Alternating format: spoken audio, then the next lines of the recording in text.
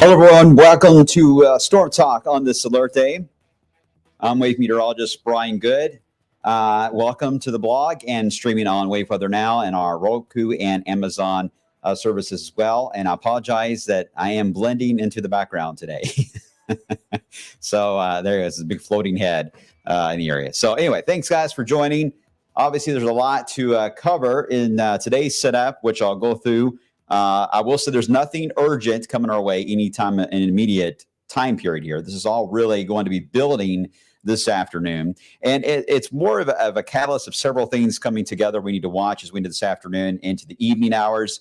I'll talk a little bit about tomorrow, although tomorrow really does not look to be a significant day overall. In fact, I don't even know if we're even going to get to the record now for a high tomorrow. And then I'll cover the other alert day that is out already in the works for Monday. Okay, so a lot to break down. I see your comments this morning. Good morning from Carrollton, Dave and Jean. Good to see you guys. Glenda, always love to hear from you in Bardstown. Yes, it is windy outside. We'll be talking about that in just a second. Lynette down into Greensburg. Good morning to you. Good morning, Mary Ann. Hope you are well. Hello, Chris. Madison, Indiana. Carroll and Tell City. Yeah, give a shout out to your city where you're at here this morning. And we'll get to some of your comments. Again, on social media, you can see the comments, YouTube, Twitter, Facebook, but you cannot on the streaming, so I apologize for that. So I'll try to reference the questions that I get. And if you have any questions, be sure to let me know. Okay, you guys ready? Let's go. Let's dive into it. We'll begin with the outlook from the Storm Prediction Center, which has changed a little. They did move the marginal over, which yesterday we were talking about that zone that between Evansville and Louisville that needed to be kind of filled in just because the idea of some fading thunderstorms will be in the area. And the most recent update does show the marginal now in our western counties. I still don't see a big concern here on thunderstorms.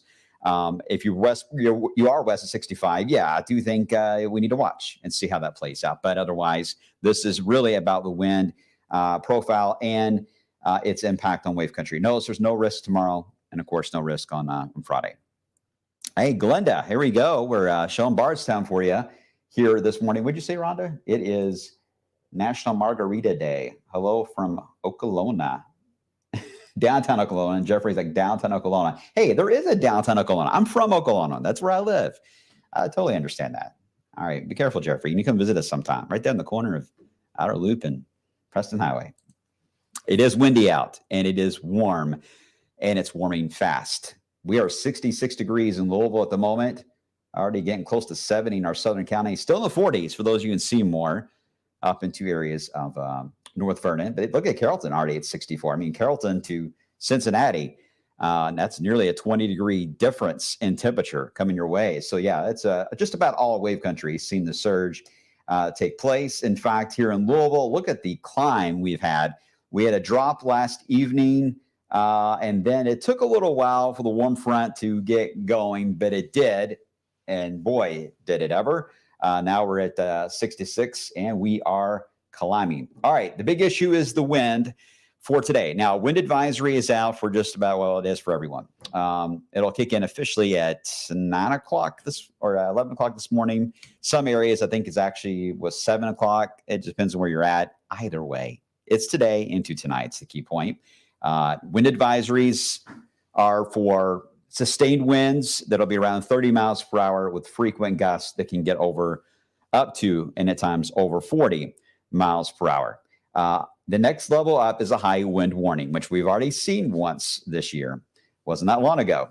High wind warning would indicate frequent gusts of 58 miles per hour or higher, which is the severe wind threshold where you start running into problems with getting wind damage. Now, that is where we run into another complicated setup, because I do think in general, the wind gusts are going to be in the high end on the advisory here this afternoon. I do think a 45 to 55 mile per hour range is the zone we're talking about. But there is the potential, especially when we get some showers in the area, and I'll explain why, that we can get to that 58.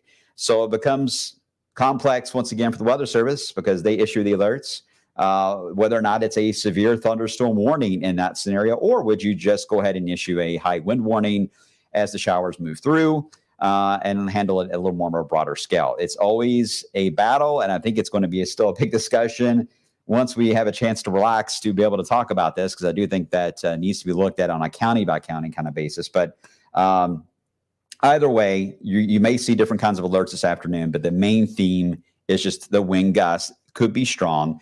And why it stands out, in my opinion, and why we have triggered the alert day, not only in the threshold of wind, it's the idea the ground is quite saturated, especially in the area where the strongest of winds will likely take place, which will be central Kentucky.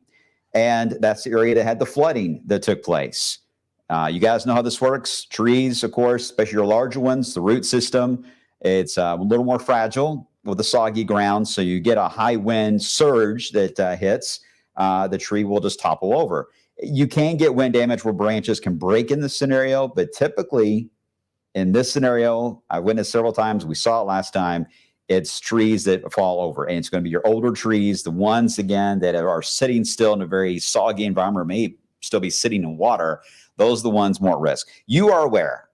Just look outside. You are aware which tree that would likely be in your neighborhood or near your house that you'll just need to keep an extra eye on today. And that's really the main issue. And when those fall, of course, they can hit a power line and the power goes out. And that's basically how power outages would take place today. So this is not a widespread damaging issue.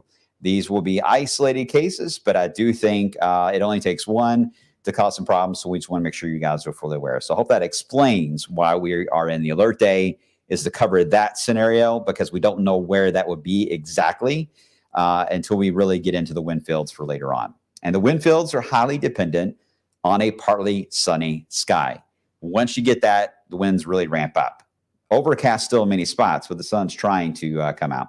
All right, the wind field, we're at 28 miles per hour back into Illinois. It's 39, 35 in southern Missouri, 33 near Jackson, Tennessee. Now, they do have some thunderstorms still in the warm front, and I'll show you in a second in that area. Here's a closer look into wave country. There's our 28 miles per hour is our current gust, 26 Bardstown, 29 into Lexington.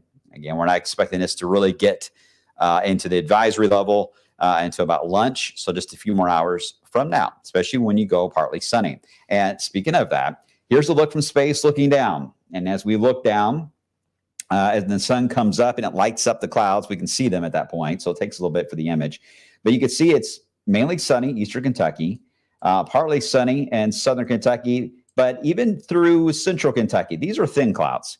So even in Louisville, Shelbyville, Corydon, you may be seeing a little bit of sun. If you are right now, type 1 in the chat and let me know if you're seeing sun. That way it'll be easier for me to track and put where you're at as well. But certainly a partly sunny setup, that's where you're going to get your strongest of winds that will begin to accelerate as we head into lunch into this afternoon. It's only a very short window where we're going to be partly cloudy, because the clouds from the west, from thunderstorms that are building, are going to quickly fill in, and that will calm the wind sort of down.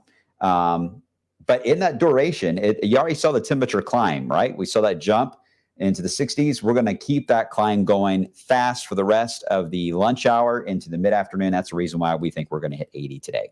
Third time since records have been kept in the 1800s that we've hit 80 degrees in the month of February. And the other two times, significant, 2017, 2018. They are recent. I'll let you decipher from that. All right, so we go, first off, let me show you, I did stop the satellite, that's what I was doing, but I want to show you the storms in St. Louis. A lot of hail reports out of that on the northern suburbs of St. Louis. But that is the warm front, and that's heading northbound, so we're not concerned about this. But as we head into the midday hours, we will start to see thunderstorms form in a line back here into Missouri and into Arkansas. They're not really there yet, but they will. And as we become partly cloudy more and more across central Kentucky, they would have some of that warmth to feed on, there's no doubt. But here's the downside, or the benefit in a way, is when you get into a setup where we go partly sunny, we have a mixing in the atmosphere, we call this. So we push our dew points down. So that pushing down of the dew point this afternoon is what's going to accelerate the wind, and it moves your thermometer fast. And again, another factor why we're going with 80. But when thunderstorms move into that environment, it chokes them pretty fast. They don't have much of a chance to survive in that. Now, the moisture would try to build back up again with the actual band of rain moving in this evening, but I don't know if it's enough of a window. So that's the reason why we don't have a slight risk or an enhanced risk or anything like that over us, because the wind fields are indeed strong right overhead. It's the idea we don't have all that ton of moisture, because we're going to be basically getting rid of that for the next several hours. So the good news is on that idea is you get a warm day, a record-breaking warm day. Bad news is you get a lot of wind thrown into the mix as well. So it's one of those days, if you don't mind the wind, then get outside and enjoy it.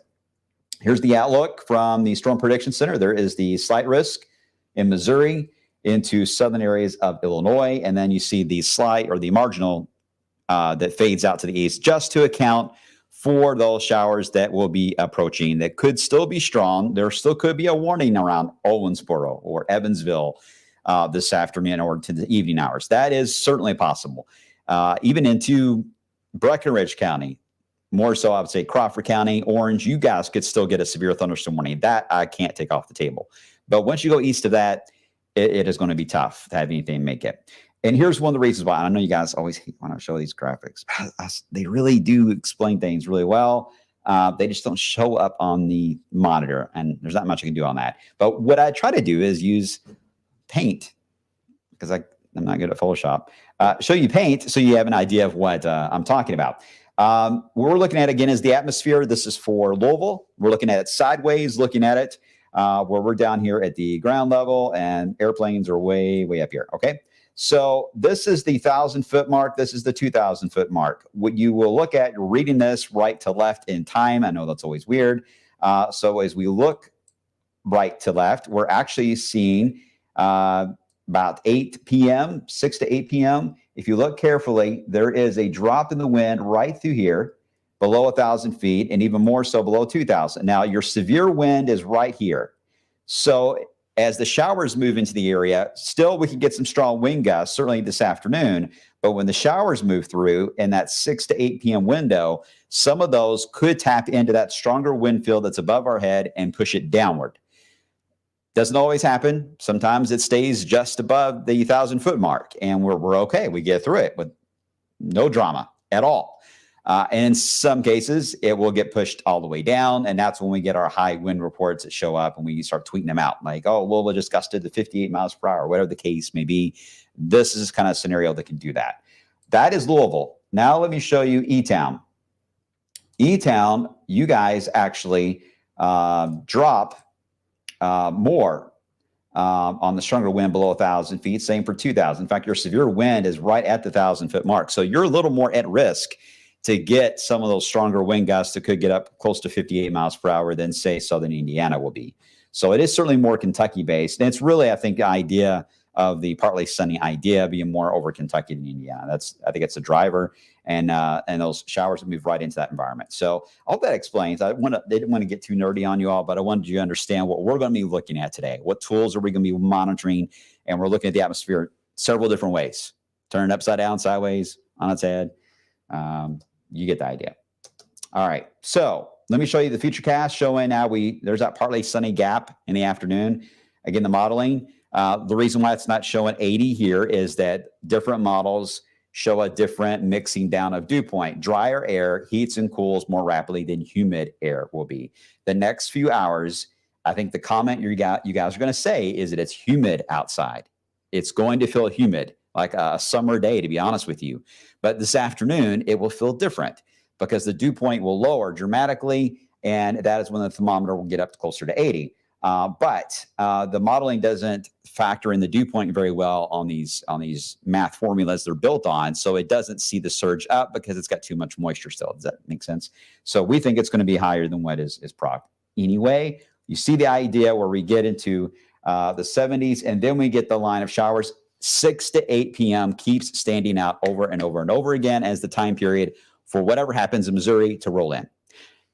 Again, this could be a setup where these are downpours without lightning. So technically, they wouldn't be thunderstorms. And that's where the problem comes in on a heavy shower with a 58 mile per hour wind gust, where the weather service is like, okay, is it a severe thunderstorm warning, or do we just put out a high wind warning for all the counties in the path of the showers to account for that surge? It's a good question. You're going to know the answer at the same time we will today on what's decided, if it's even to that level. I mean, I'd even get to that point. So I don't want to get too dramatic and over the top here. I just want to explain if the alerts come out, why they are coming out later today and for what reason.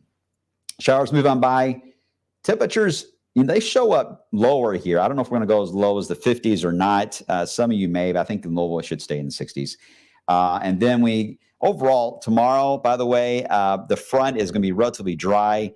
It's trying to speed up. And if it gets into Louisville too fast tomorrow, we will not get to the record of 76. We may get close, but as soon as the front moves in, we'll start to drop. So we'll see. But tomorrow will actually be a sunnier day. It just will. It won't be as windy. It will be windy, but not as windy. And I don't see any severe storms. So tomorrow is actually a decent day without all the extra stuff we got to worry about today. All right. The weekend will be chilly. There is still a small window. I don't have it shown here. A small window for some light snow to mix in north and east of Louisville Saturday morning. Not enough to even talk about, to be honest, because it'll be so brief and the ground's warm. So blah, blah, blah. So after this, we get into Monday. This system is still going to be a big wind maker, really more than anything. Moves in a very similar spot into the Midwest. Very classic setup to get thunderstorms into the Ohio and Tennessee Valley, and certainly for a severe weather event for the Mid-South. Now, the speed on this is varying from Monday morning to Monday afternoon. That will make a difference when it comes to the severity of the storms and heating, of course. An afternoon timing would not be good. Morning wouldn't be bad, but still would be active, because even if we don't have severe thunderstorms, this looks to be a high wind scenario. The SIPS analog, one of the analogs where the modeling tries to take in historical ideas of storm systems like that one on Monday and what it's done before, and says, okay, this is where it could actually produce severe weather. It's highlighting the Tennessee Valley and part of wave country. Now, the Storm Prediction Center has not put us under a risk yet. They've mentioned they may do it, but they haven't done it yet. And I understand, because it's a weakening system. There's still questions on timing. But I think that's going to change. I think it's going to change. And you break down that risk a little more. You see the wind potential is certainly one of the bigger issues. And I think that'll be our issue too. It'll be the wind, certainly for the Mid-South. And your tornado potential overall looks to be even more south. And that's going to be a spot that's had it a lot, Louisiana, Mississippi. So right now, that looks to be the zone of concern. So that's just a snapshot. This will change, but I want to give you all some extra data of what I think is coming our way. Before I get into the polar vortex, any questions, comments? Thank you, Michael. Appreciate that. Anytime. Thank you, Marianne. Very, very kind. I get a little nerdy at times, so I apologize. Snow and sleet falling. Oh, in Illinois. Whew. Scared me, Colleen. You scared me. Don't do that. Sprinkles in Lebanon, Kentucky. Thank you, Tabitha. Appreciate that. Wendy, thank you, Susan. I hope everything's well. Hope Madeline's doing well. Tell her I said hello.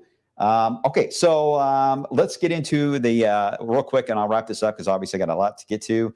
Still looking at a strong, what we call stratospheric warming, which will allow for the polar vortex to get dislodged. There is going to be, and this is probably the storm that will do it, there's going to be a pretty strong block that is going to form east of the United States, that is going to be the perfect setup in a block up in this area to allow for the cold air to spill in from the north and west. I would say the second week of March, that looks to be the zone to watch, and it may linger for a while. So get used to the, or try to enjoy is what I'm trying to say. I'm not saying get used to the 80-degree weather. Enjoy the 80-degree temperature and the 70 temperatures tomorrow because the outlook into March, I don't know if spring is going to be kind to us, but this shouldn't surprise too many of you. All right. I'll leave it there for now. You guys are awesome. Appreciate you as always. I'm going to have an update, of course, coming up on midday. And stay tuned to the Wave Weather app. I may do another blog here this afternoon, so stay tuned for the notification if that's the case. All right, guys. I'll see you soon. Take care.